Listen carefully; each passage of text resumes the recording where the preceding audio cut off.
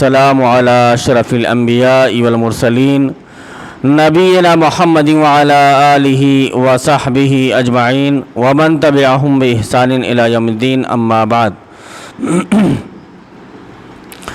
عن أبي سعيد الخدري رضي الله تعالى عنه قال قام فينا رسول الله صلى الله عليه وسلم خطيبا فكان من خطبته أن قال: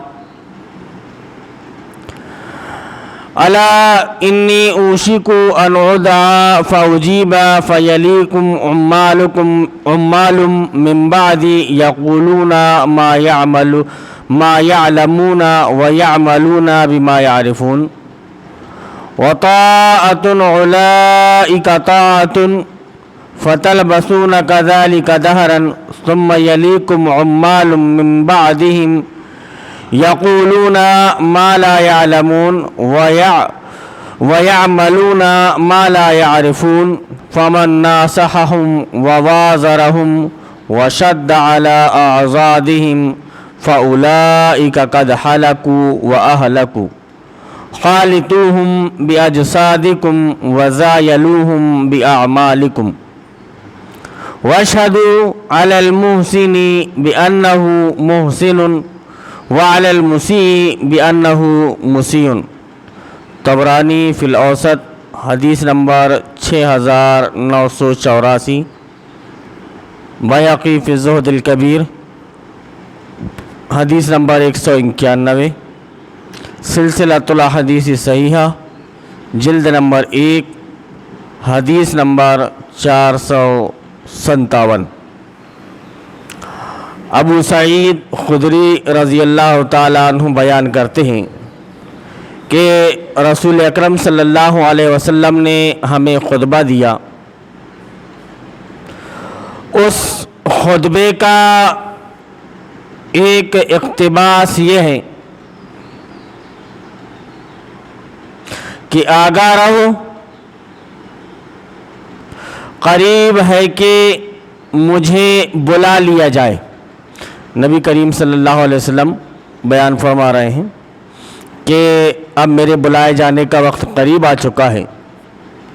تو یہ سن لو آپ کہ قریب ہے کہ مجھے بلا لیا جائے اور میں اس بلاوے کا جواب دے دوں، یعنی میرا انتقال ہو جائے اور میں اللہ رب العالمین کے پاس چلا جاؤں. اب وقت قریب ہے. میرے بعد مختلف حکمراں تمہاری ذمہ داری اٹھائیں گے.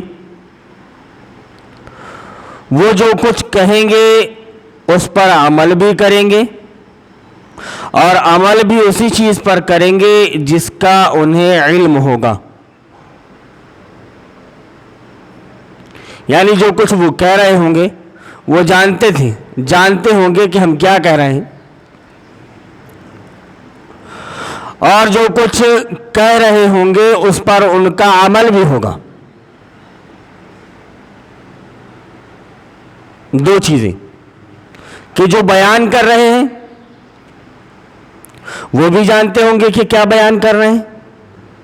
اب ظاہر سی بات ہے کہ جو بیان کر رہے ہیں اس کے مطابق ان کا عمل بھی ہوگا، کیونکہ وہ اچھی طرح سے جانتے ہیں کہ اللہ رب العالمین کو یہ بات سخت ناگوار گزرتی ہے کہ آدمی کہے کچھ اور کرے کچھ. کہنے اور کرنے میں اس کے فرق ہو. کبر مقتا عند اللہ ان تقولوا ما لا تفعلون. بہت ناگوار گزرتی ہے یہ بات اللہ رب العالمین کو کہ تم بولو کچھ اور کرو کچھ. تو جو لوگ میرے بعد میں آئیں گے، جو تمہاری ذمہ داری کو اٹھائیں گے، تو ان کا یہ حال ہوگا کہ وہ جو کچھ کہیں گے اس کے مطابق ان کا عمل ہوگا، یعنی جو کچھ وہ کہہ رہے ہیں وہ بھی کتاب اللہ سنت رسول اللہ کے مطابق ہوگا اور جو وہ عمل کر رہے ہوں گے تو ان کا عمل بھی کتاب اللہ اور سنت رسول اللہ کے مطابق ہوگا۔ نبی کریم صلی اللہ علیہ وسلم نے پھر بیان فرمایا کہ ان کی اطاعت حقیقت میں اطاعت ہے، یعنی ایسے لوگوں کی اگر تم اطاعت کرو گے تو یہ سمجھ لو کہ تم صحیح لوگوں کی اطاعت کر رہے ہو، ایسے لوگوں کا اگر تم ساتھ دے رہے ہو تو یہ سمجھ لو کہ تم صحیح لوگوں کا ساتھ دے رہے ہو، ایسے لوگوں کے ساتھ میں اگر تم جڑے ہوئے ہو تو یہ سمجھ لو کہ تم جو جڑے ہو وہ صحیح لوگوں کے ساتھ جڑے ہو۔ کیوں کہ وہ بات کسی لاگ لپیٹ کے ساتھ نہیں کرتے، لاگ لپیٹ کے ساتھ نہیں کرتے، اور کسی اچھے خواہ کا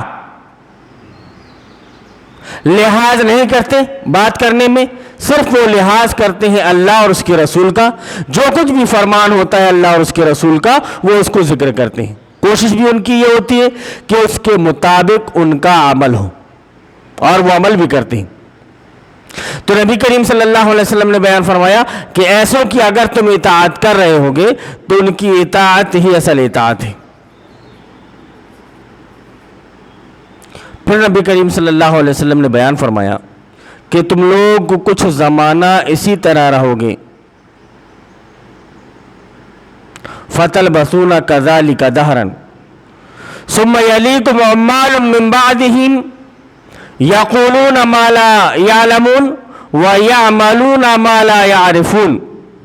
آپ صلی اللہ علیہ وسلم نے بیان فرمایا کہ پھر اس کے بعد کچھ ایسے حکمراں تم پر مسلط ہو جائیں گے جو اپنے کہے پر عمل نہیں کریں گے، اور اگر عمل کریں گے تو اسے پہچانتے نہیں ہوں گے، جو کچھ کہہ رہے ہیں اس کے مطابق عمل نہیں ہوگا ان کا، اور جو عمل کر رہے ہوں گے تو اس کی ان کے پاس میں کوئی دلیل موجود نہیں ہوگی، بس جو کچھ کام چل رہا ہوگا الٹ ٹپ،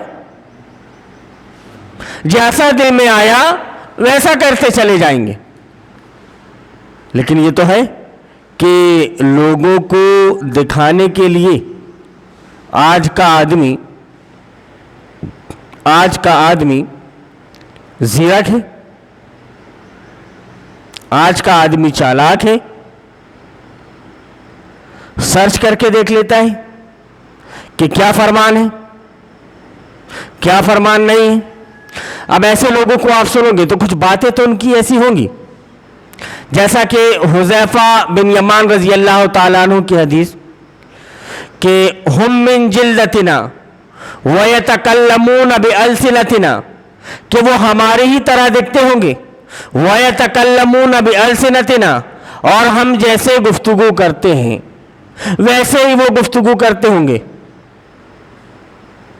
اب جو ان کے چکر میں آ گیا تو وہ گیا، وہ تو خود ہلاک ہوں گے ہی، تم کو بھی ہلاک کر ڈالیں گے ساتھ میں لے کر۔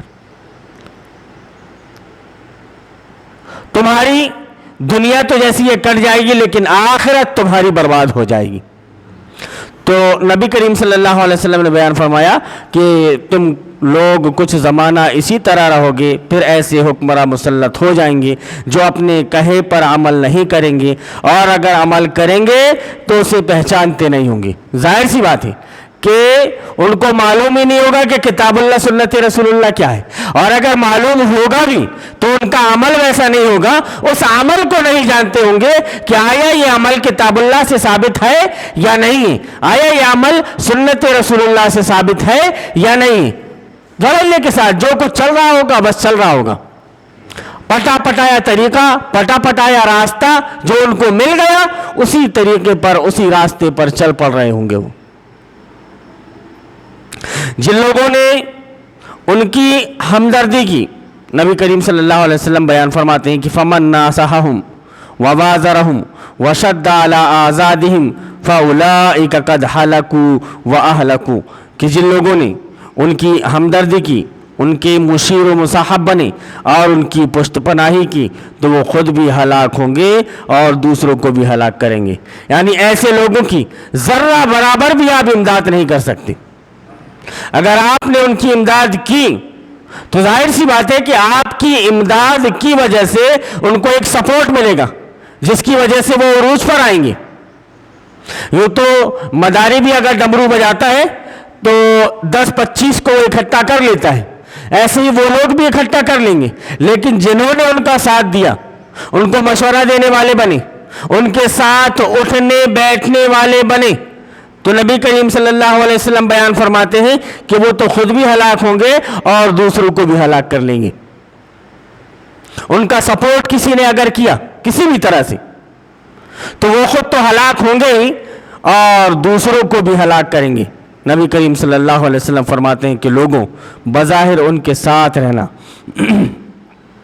خالطوہم باجسادکم وزایلوہم باعمالکم, آپ صلی اللہ علیہ وسلم بیان فرما رہے ہیں کہ سنو اس وقت تمہارا کیا کام ہونا چاہیے کہ خالطوہم باجسادکم وزایلوہم باعمالکم, کہ بظاہر ان کے ساتھ رہنا لیکن عمل کے معاملے میں ان سے جدا ہو جانا.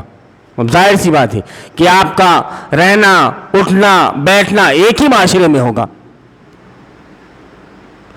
خریداری آپ کی ایک ہی جگہ سے ہوگی.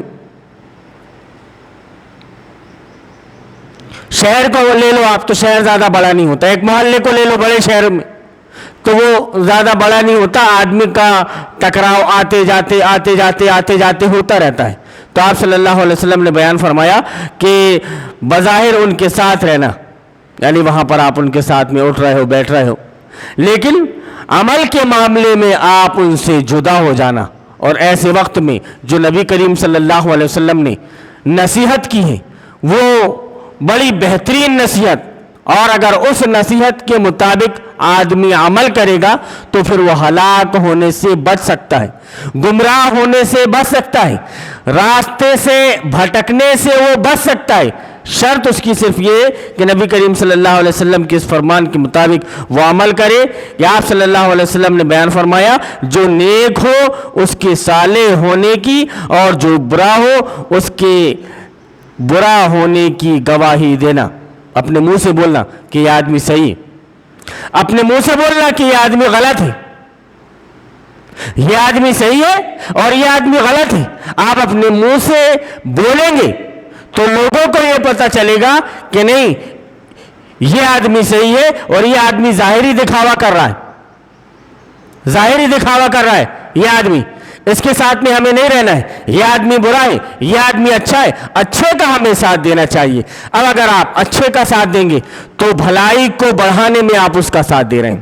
اچھے کا اگر ساتھ دیں گے آپ تو آپ نیک لوگوں کا نیکی کے کام میں آپ ساتھ دے رہے ہوں گے. لیکن اگر آپ برے لوگوں کا ساتھ دے رہے ہیں تو ایسی صورت میں آپ برائی کا ساتھ دے رہے ہیں, برائی کو آگے بڑھانے میں اس کی مدد کر رہے ہیں. تو جتنی بھی آپ مدد کریں گے تو یہ جان لیجئے کہ اس کا اجر بھی آپ کو مل کر رہے گا. وہ کیوں کہ نبی کریم صلی اللہ علیہ وسلم کا بیان ہے, آپ صلی اللہ علیہ وسلم نے بیان فرمایا کہ من دل علی خیر فلہ مثل اجر فاعلی, کہ کسی نے اگر کسی کی رہنمائی کسی اچھے کام کی طرف کی تو اس کا اجر اس کو اتنا ہی ملے گا جتنا وہ کرنے والے کو مل رہا ہے, نیکی کرنے والے کو مل رہا ہے اتنا ہی اجر اس کو بھی ملے گا.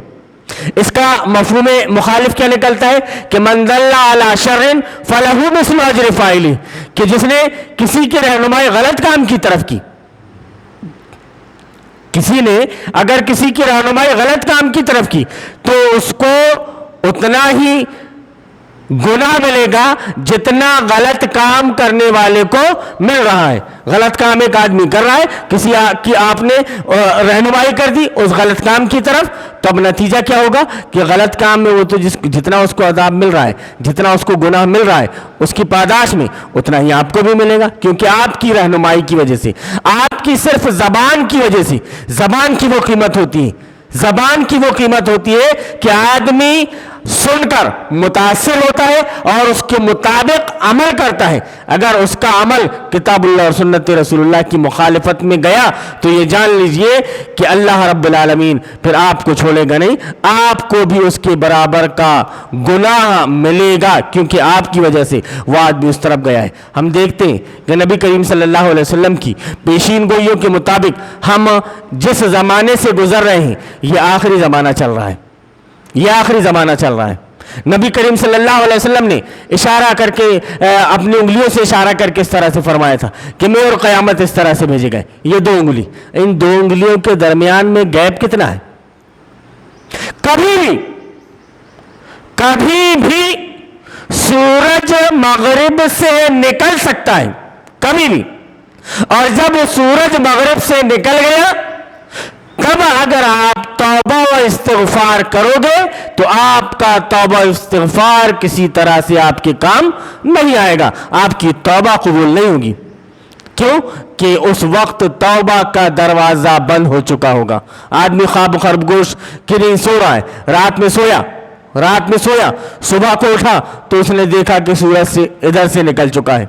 اور آج کل لوگ سو ایسے رہے ہیں کہ 10-10 11-11 بجے اٹھ رہے ہیں، 10-10 11-11 بجے اٹھ رہے ہیں، سورج نکلنے سے پہلے ہی 10-10 11-11 بجے اٹھ رہے ہیں. وہ جب تک اٹھیں گے تب تک دجال بھی نکل چکا ہوگا. تب کیا کرو گے آپ کو سنبھلنے کی مہلت نہیں ملے گی. تو جو بھی وقت ملا ہے آدمی اس کو غنیمت جان لے، اور مغرب سے سورج نکلنے سے پہلے وہ توبہ استغفار کر لے اور پلٹ جائے اپنے رب کی طرف، گناہوں کی معافی مانگ لے تو ممکن ہے اللہ رب العالمین اس کو معاف فرما دے گا. اللہ رب العالمین سے دعا ہے کہ اللہ رب العالمین تو ہمیں توفیق دے کہ ہم اپنی زندگی کو کتاب اللہ اور سنت رسول اللہ کے مطابق گزارنے والے بن جائیں. اللہم ارنا الحق حقا وارزقنا اتباعہ وارنا الباطل باطلا وارزقنا اجتنابہ. آمین یا رب العالمین.